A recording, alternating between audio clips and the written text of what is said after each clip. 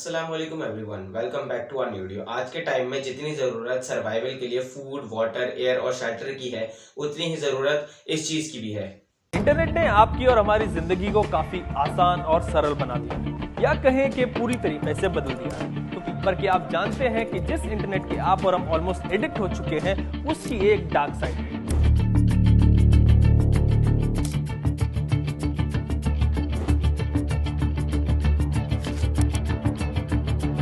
First record at the dome of Nagasaki, target for atom bomb number 2, is filmed from a super fortress many miles away.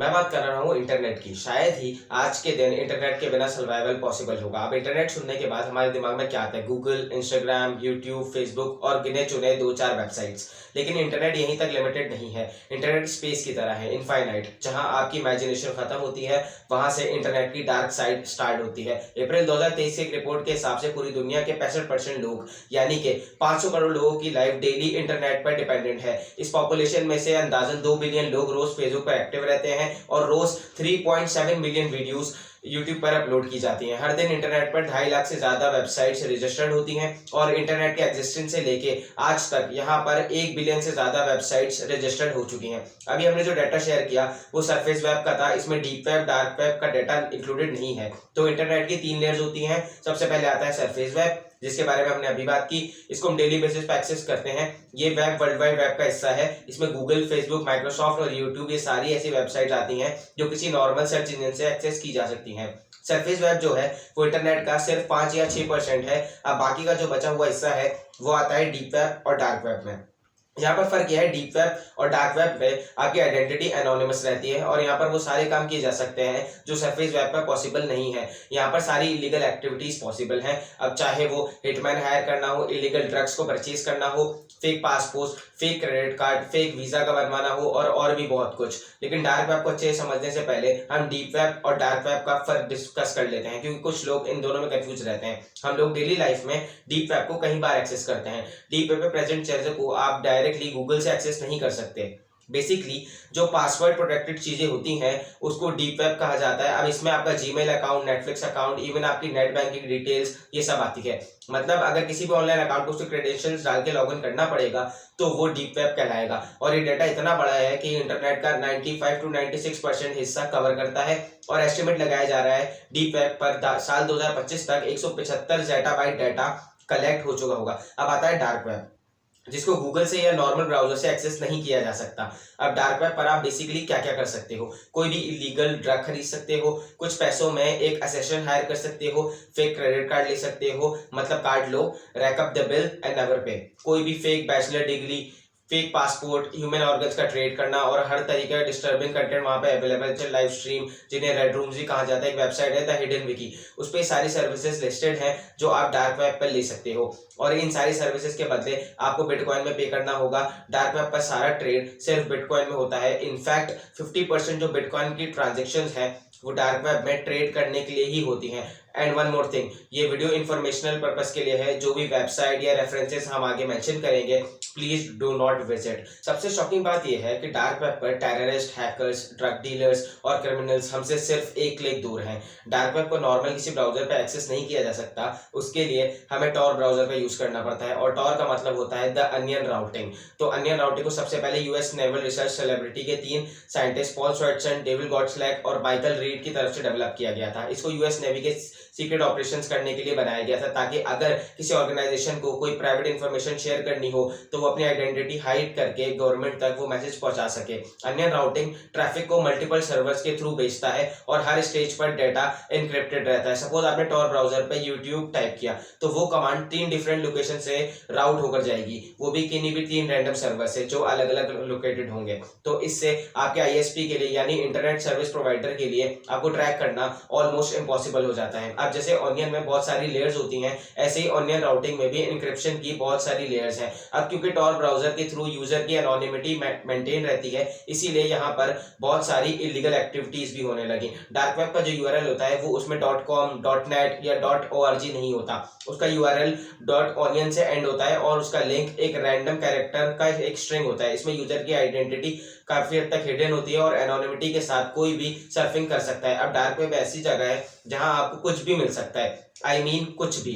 ये illicit goods जैसे सभी type के drugs, weapons, even human body parts, stolen goods, stolen information, hackers, assistants, even child abusing content के भी groups होते हैं। डोडासिटी and playpen ऐसे वेबसाइट्स हैं जहां पे इन सब के रिलेटेड बहुत सारी वीडियोस थी। बैड पार्ट ये है उन वेबसाइट पे 2 लाख से ज्यादा मेंबर्स थे। खैर लेटर उनको बैन कर दिया गया, लेकिन जैसे ही यहाँ पर ऐसी वेबसाइट्स को बैन किया जाता है वैसे ही इनके मिरर वेबसाइट्स खुल जाती हैं। अभी जितनी भी लीगल एक्टिविटीज हमने डिस्कस की, इन सब की स्टार्टिंग हुई थी सिल्क रोड से। सिल्क रोड को आप ऐसा समझ लीजिए इलीगल स्टफ का अमेजोन। अगर आपको कोई भी इलीगल ड्रग खरीदना है, वेपन खरीदना है, कोई भी इलीगल चीज जो आप इमेजिन कर सकते हो, उसको आप एक क्लिक में ऑर्डर करो और एक अमेजोन के पैकेज की तरह वो आपके घर में आकर डिलीवर हो जाएगा। कुछ ऐसी वेबसाइट भी सिल्क रोड 2011 में इसकी स्टार्टिंग हुई और इस वेबसाइट के डेवलपर का नाम था रॉस अल्ड्रिच। इन्होंने 2011 से 2013 तक $1.2 बिलियन की सेल की।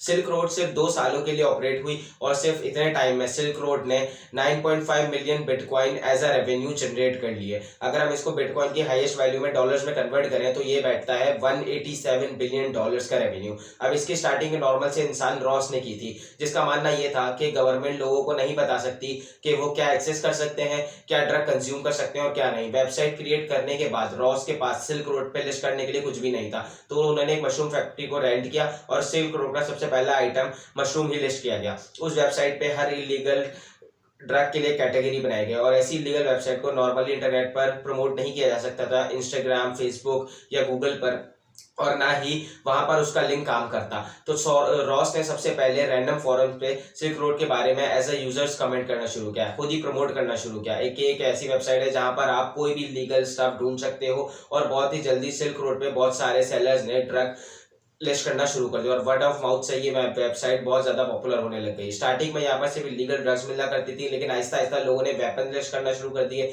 इवन ह्यूमन बॉडी के पार्ट्स भी इस वेबसाइट पर मिलने शुरू हो गए।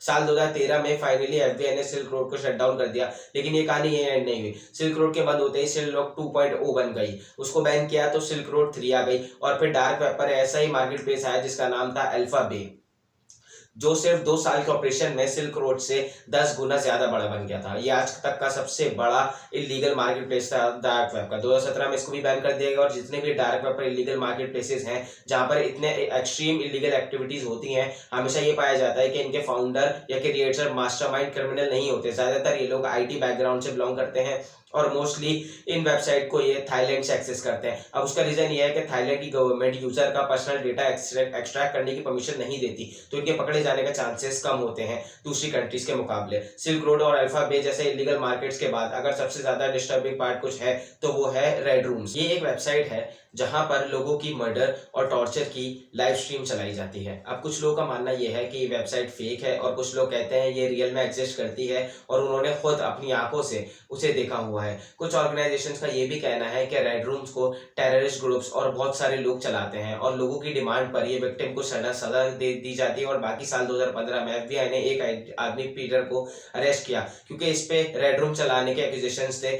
वो एक रेड रूम चलाता था और इन एक्टिविटीज को फिल्म करके वो डार्क वेब पर सेल किया करता था। इवन सरफेस वेब पर होते हुए डार्क वेब की कुछ सर्विसेज को एक्सेस किया जा सकता है और ये पॉसिबल है रेडिट की वजह से। रेडिट पर आज भी कुछ ऐसे सबरेडिट्स हैं जहां से इलीगल ट्रेड हो रहे हैं। जैसे एक सर्च इंजन है, वासी आज स्टोर के एडमिनिस्ट्रेटर एक नया रेडिट सर्च इंजन डेवलप कर रहे हैं जहां पर साइबर क्रिमिनल्स को illicit good and services easily available हो सकेंगी। इस सर्च इंजन को डार्कनेट मार्केट भी कहा जाएगा और DNM को बिल्कुल गूगल की तरह डिजाइन किया जा रहा है। इससे पहले भी ऐसे सर्च इंजन बनाए गए थे, जैसे कि एक सर्च इंजन था ग्राम्स नाम से जो बिल्कुल गूगल की तरह डिजाइन किया गया था, लेकिन गवर्नमेंट ने उससे बैन कर दिया था। जैसे कि हमने भी वीडियो में पहले भी डिस्कस किया था कि डार्क वेब में सिर्फ बिटकॉइन या क्रिप्टो करेंसीज के थ्रू ही ट्रेड किया जा सकता है। अगर हम क्रेडिट कार्ड यूज करेंगे तो बहुत इजीली उसे ट्रेस किया जा सकता है क्योंकि आपके बैंक के पास आपकी ट्रांजैक्शन की हर एक इन्फॉर्मेशन जाती है। बहुत लोगों का ये मानना भी है कि बिटकॉइन और क्रिप्टो करेंसी की सक्सेस के पीछे सिल्क रोड और डार्क वेब का एक बड़ा हाथ है। उस दौरान क्रिप्टो में एक भारी तादाद में ट्रेड होना शुरू हो गया था।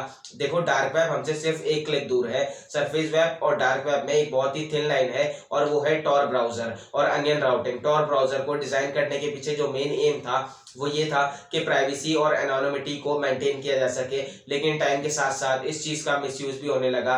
डार्क वेब को बहुत सारी गवर्नमेंट की तरफ से भी यूज किया जा सकता है दूसरे नेशंस के साथ आर्म वेपन में डील करने के लिए या कोई सीक्रेट ऑपरेशन या मिशन को प्लान करने के लिए। ये सब डिस्कशन डार्क वेब पर किए जाते हैं ताकि एनिमी उन्हें ट्रेस ना कर सके और नेशन की ट्रेड और सीक्रेट्स अनट्रेसेबल रहें। खैर ये तो कुछ डार्क वेब के बेनिफिट हैं, लेकिन इसी के साथ साथ इसके बहुत सारे डिमेरिट्स भी हैं।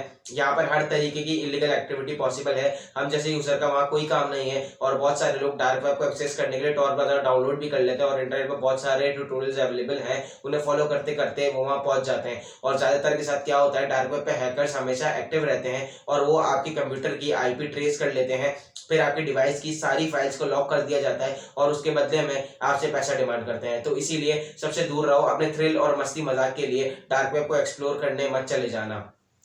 उम्मीद करता हूँ आपको हमारी वीडियो अच्छी लगी होगी। अगर आपको हमारी वीडियो अच्छी लगी तो हमारी वीडियो को लाइक कीजिए। अगर आपने अभी तक चैनल सब्सक्राइब नहीं किया है तो सब्सक्राइब कर लें। मिलते हैं नेक्स्ट वीडियो में। अल्लाह हाफिज़।